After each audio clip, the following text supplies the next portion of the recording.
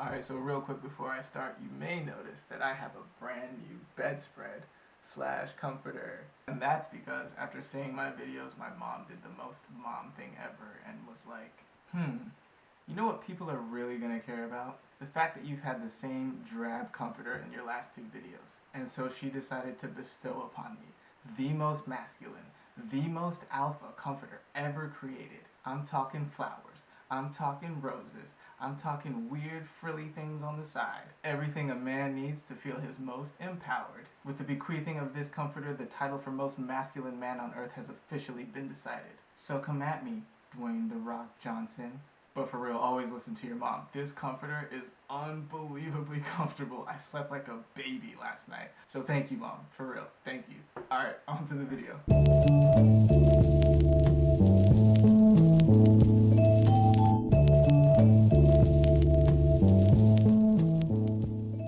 So since I put out that first video, I have not enjoyed a period of time as simple and consistent as that first week of making the video.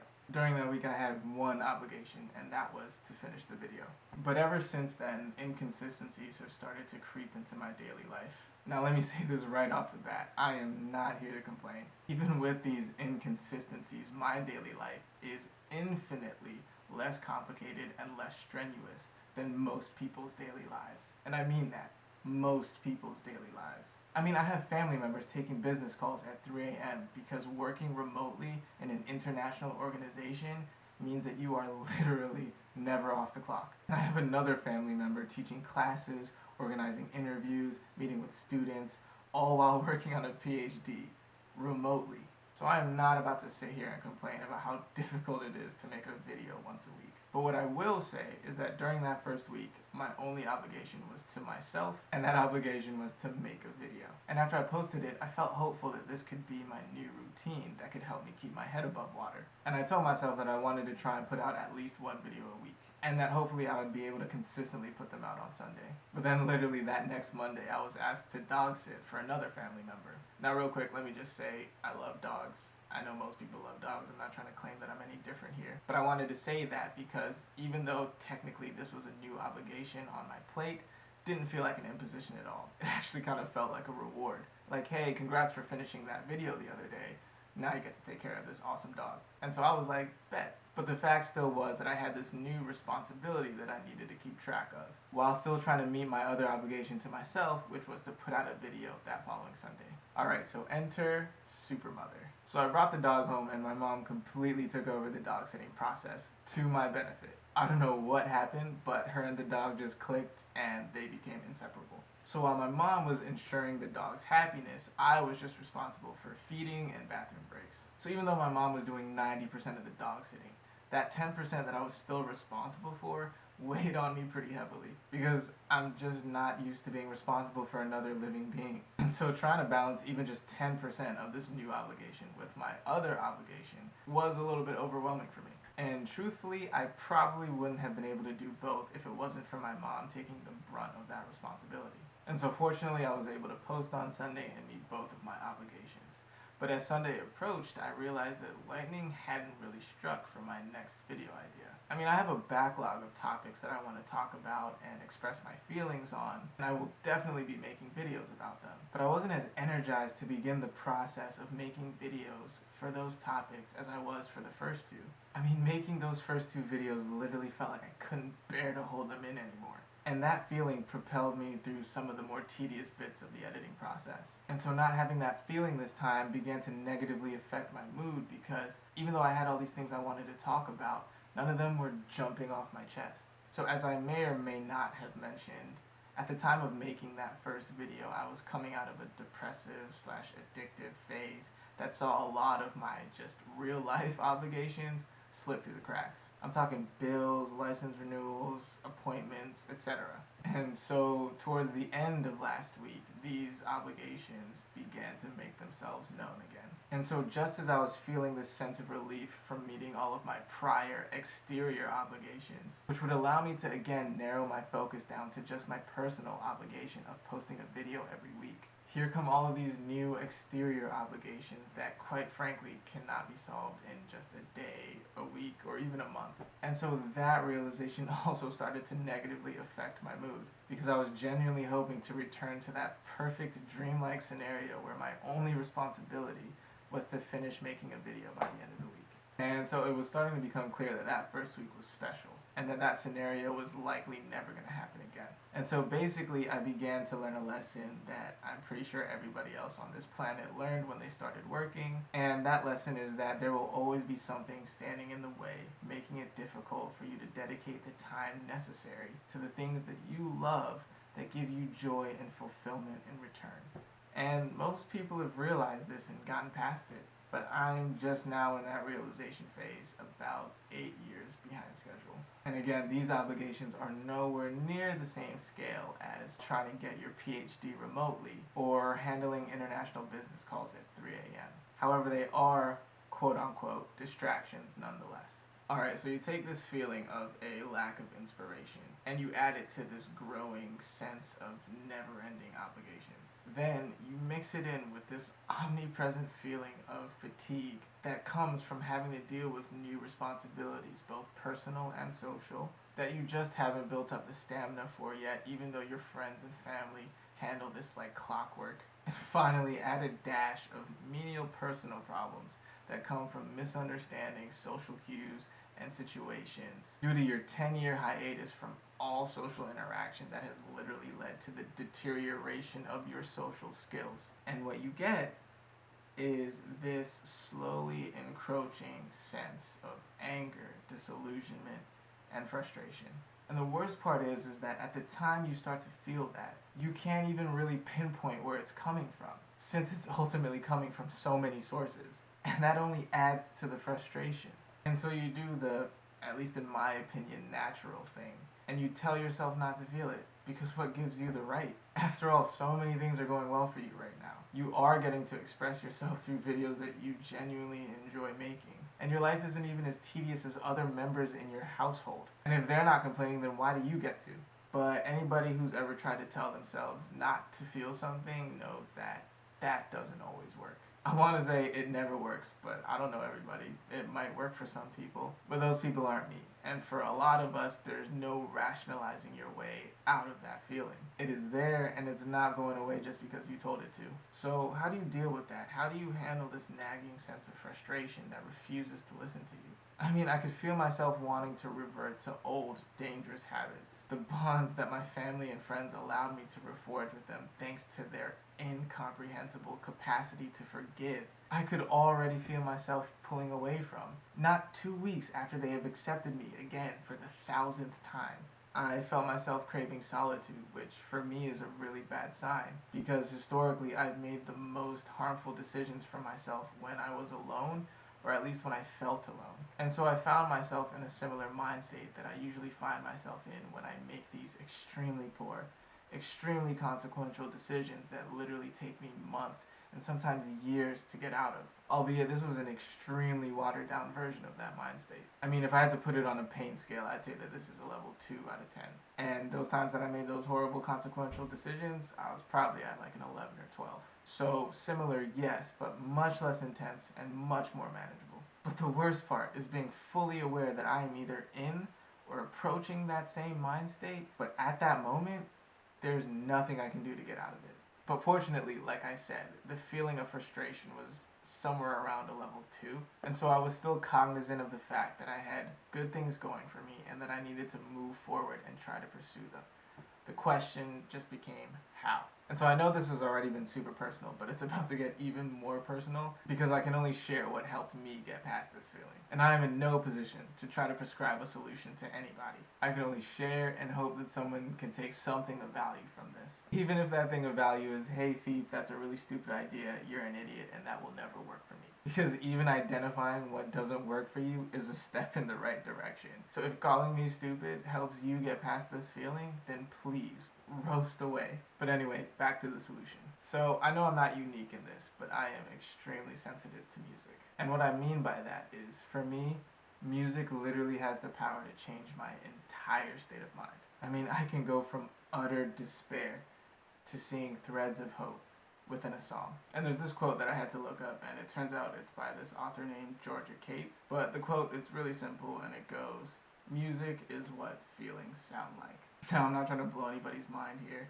I think most people think of music this way, and I am just one of those people. But this is exactly how I conceptualize music. So the question for me became, okay, so as I am now constantly surrounded by this feeling of frustration, and I know music can help, then what kind of feeling do I want to hear right now? And this was a difficult spot for me because I genuinely believe that it is a natural and in many cases even healthy reaction to listen to music that helps you vent whatever you're feeling at that time. And we all do this, you know, like listening to a sad song after a breakup or an angry song after a fight. I think it's completely normal to listen to music that allows you to be in that mind state and justifies your being there. It can help you feel almost understood, especially when you can't find that elsewhere. And for most people, I think this reaction is completely normal and completely healthy. But if you've seen my first video, then you know that I am not an emotionally mature person, and I allow my emotional reactions to become my responses in situations that call for more level-headed decision making. And so for me, there's always the possibility that I just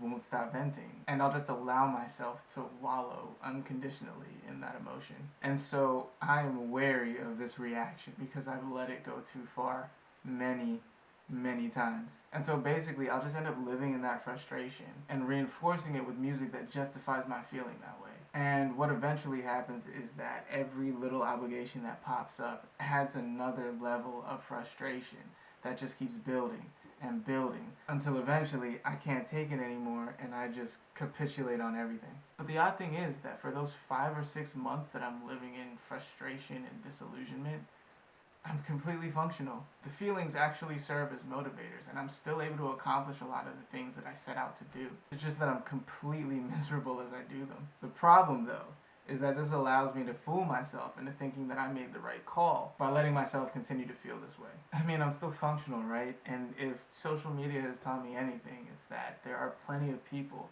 that are living their lives this way.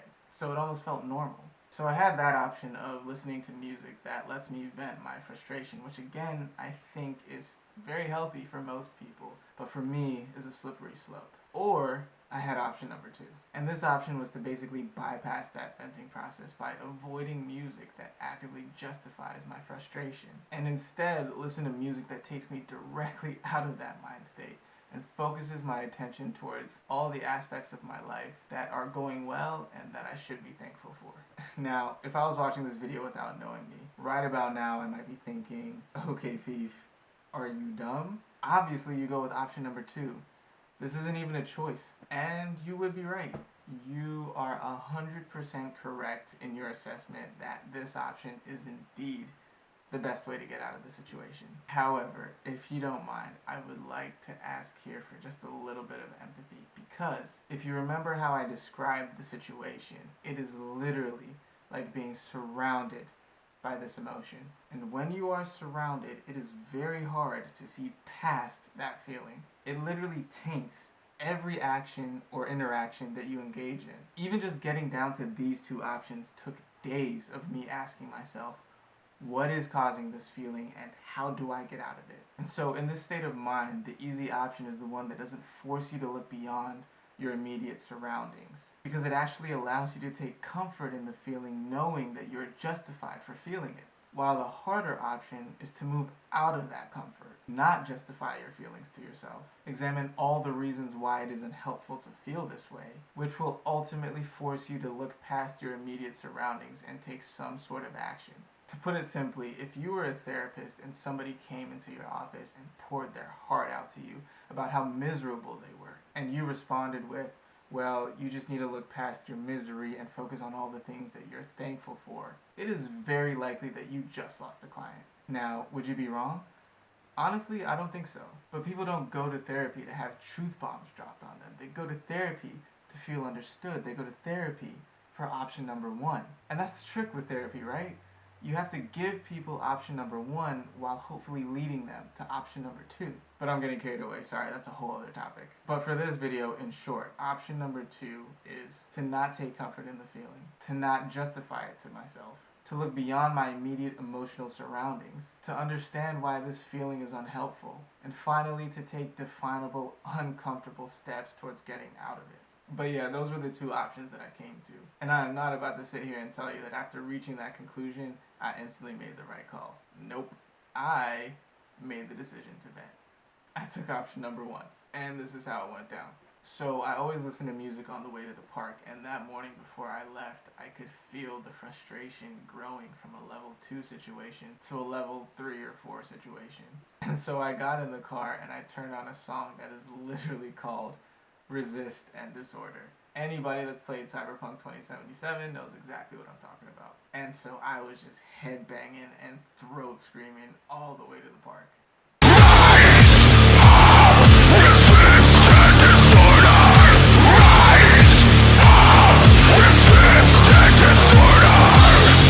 So I finished up at the park, got in my car, and I was ready for a headbanging session number 2.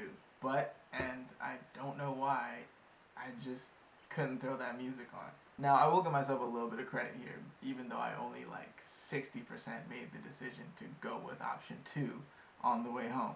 But I gotta be honest, I did so begrudgingly and with the biggest scowl on my face. And as the music started, I was so angry. Because in my head I was thinking, this is literally the last thing I want to be listening to right now. But I kept with it, and by the time I got home, I didn't even realize I was smiling. Man, I almost started laughing at myself for getting all worked up over a level 2 situation. But the crazy thing was that the vibe didn't even feel that judgmental. Like, wow, you really almost lost it over that? Level 2? Bruh.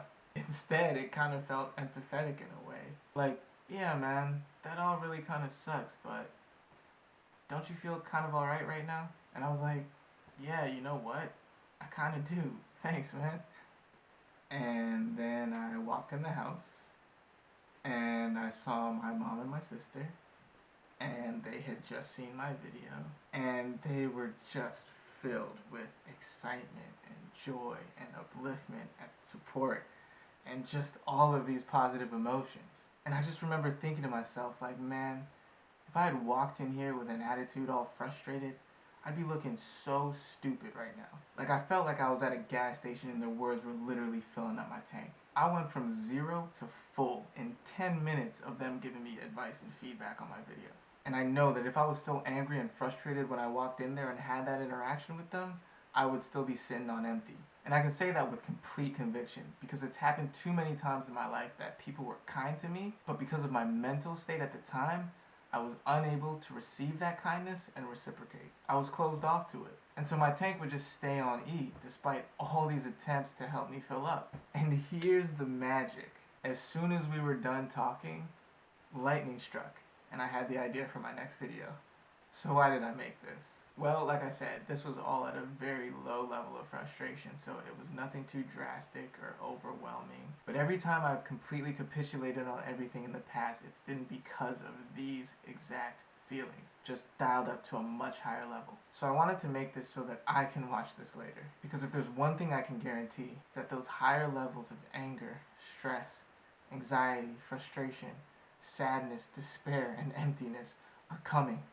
They've come for me, and I know they come for everybody. And I don't think, at least for me, that the solution will be any different. It will just be much, much, much harder to see. And so I need to practice now and hopefully remember it. I truly believe that if I can learn to deal with this at level 2, and if I can learn to find my way out, then I can apply this same solution at the higher levels. I've been shown too many times in my life that if I can just take that option number 2, as hard as it is in that moment, and yes, it is hard, then the light at the end of the tunnel is coming. This time, that light came in the form of my mom and my sister gassing me up. And I'm just gonna try and stay excited about what that light could possibly look like at the end of the next tunnel. But anyway, I think that's it for this one. If you watched this and all you came away with was, yo, I'm not listening to that guy, he was literally talking to his music, then all I have to say to you is, fair point, I might be crazy. But if you thought that and you're still here, thank you for not clicking off right away and for getting to the end of the video. And to anybody else watching, thank you so much for just being willing to hear me out. I don't know why you do this to yourself, but I hope you get something out of it because I know that I do. But anyways, that's it. Clearly I'm gassed and I need to stop. But as always, I will see you in the next one. Thanks.